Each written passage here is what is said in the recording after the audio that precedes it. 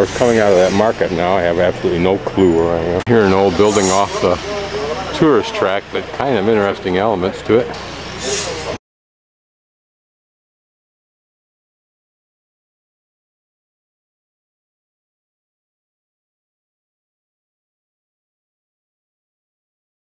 As often I've found too, I think the problem is it's the older generations versus the young. Those three girls, I asked them how to get to this mosque I'm trying to get to.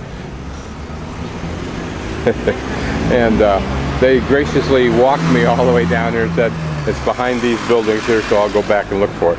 But I think the young are spontaneous, as the young would be. I think it's the older generations and the ones closest to them that are most afraid to talk to people and have the most communist reticence to talk to people. So just walking up a little bit, I find this mosque. I'll keep walking away from that corner I was at, see if I can find the second one, then I'll go get a closer look. Here's a house that has some interesting design. I don't know if it's certainly a new house, you can tell by the cement construction. There's another church on the hill that I spotted. I asked the girls if it was a house. They said no, it's a church. Of course, as I tell a photo up, it's obvious it is. But that's pretty looking. I don't think I'll hike up there. We're at the back of this mosque. Girls are right, it looks like it's hidden inside this block. And for the reason, probably, initially it owned the entire block. And then for various reasons it had to sell off portions inside the block around it. Communist era apartment units are what took up the space. I'm guessing they're communist era. They have that look about them, don't they? But it's interesting when I talk about the communist era and malign it as we do, and talking to the younger woman at the Chola guest house, she said she and many others in the country lament the loss of Tito's communist control because it made the country safe, and somehow in many ways they were better off. And I asked her, I said, do many Macedonians share your view? And she said, yes, many do. And she said, yes, many do.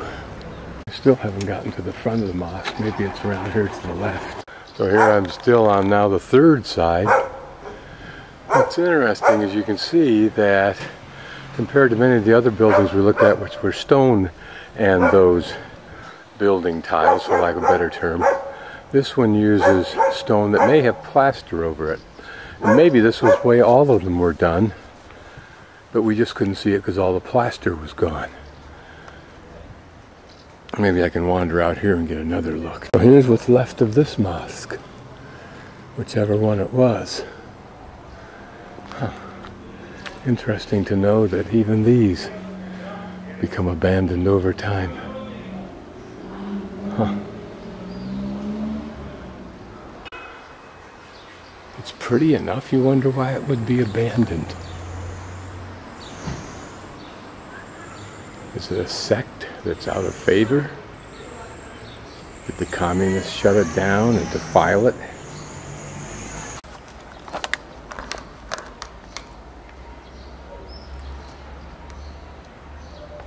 Apparently it's not really hard to get in, but...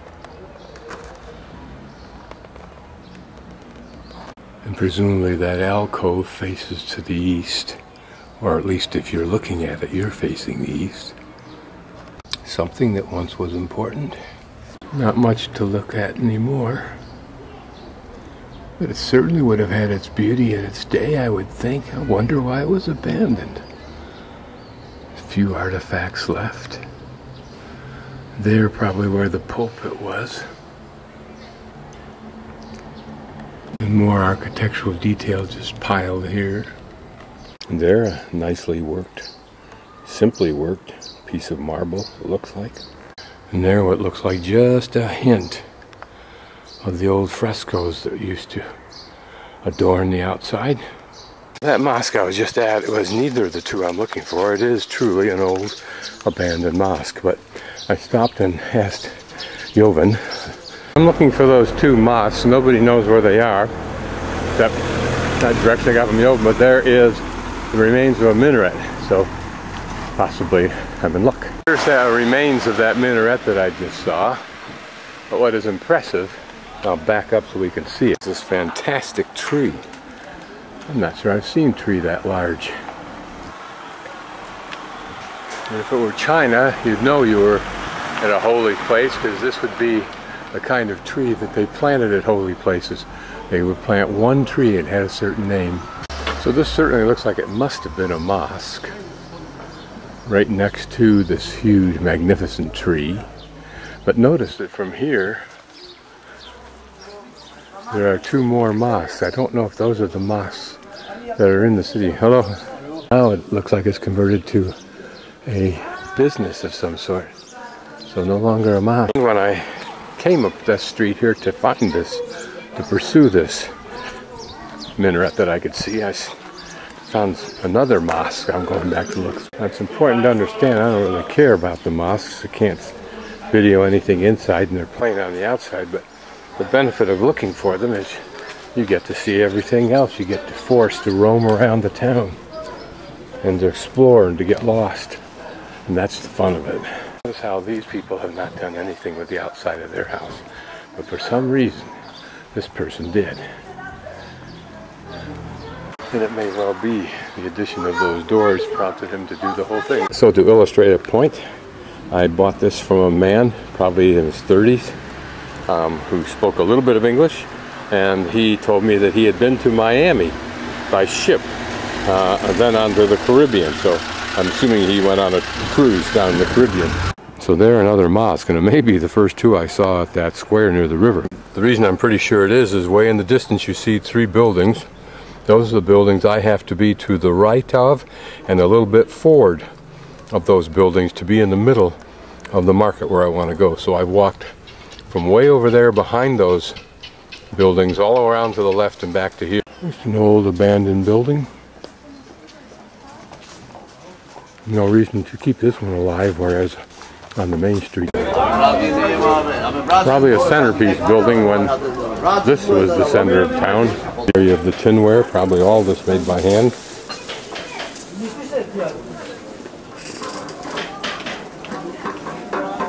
What you have to look forward to is if you're old from the villages and you dress in black.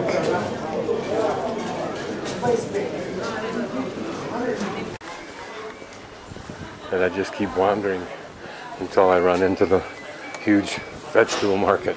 I'm unlikely to find it the same way I found it the first time. Coming my way with bags of vegetables. Here we are. Now I need to find out if that's one of the two mosques I'd already seen.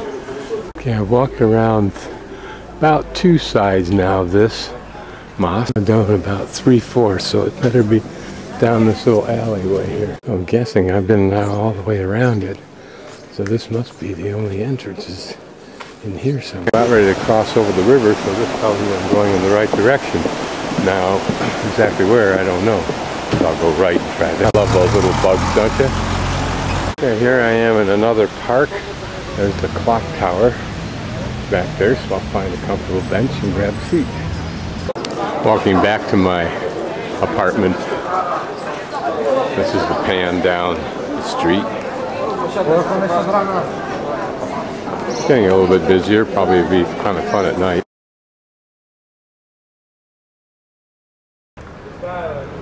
Just off the main drag. This is curious because it doesn't look like it's got a legitimate style, particularly the cement. Now levels cranked up, particularly coming from the cafes, but still doesn't have the crassness of Ohrid.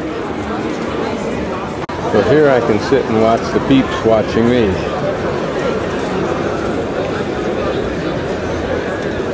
If you're going to see beautiful girls in Macedonia, it may well be right here.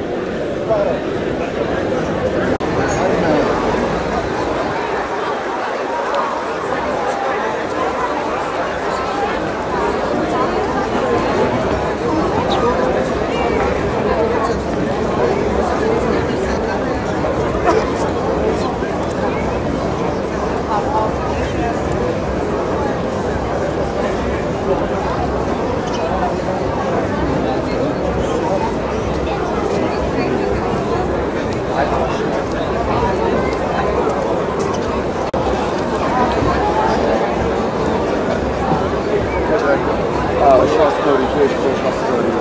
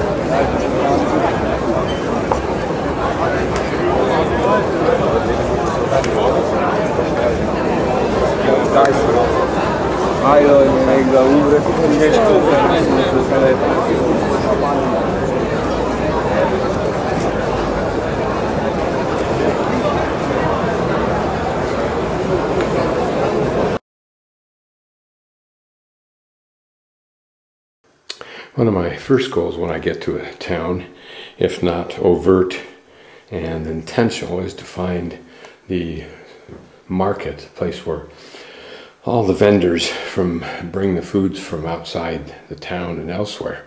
And I found that, as you know, and I'll just show you what I do. I bring the vegetables back to my room and I clean them up. I take the ends off the mushrooms, take the ends off the mushroom there, take the stems out of the tomato, cut off the stem out of the cucumber, put the apples in here, and then I take and I put a few drops of Clorox, which is inside of this bottle. I have 2 bottles, more than I need, I realize now. And I put a few drops in here because Clorox, 1 drop per gallon, will kill anything in the water. I presume it therefore kills anything that's also in the water, i.e. any bugs on the vegetables. So I've been doing this for years. It may be like sitting on a park bench in New York City, snapping your fingers to keep the elephants away. But so far, the elephants have stayed away.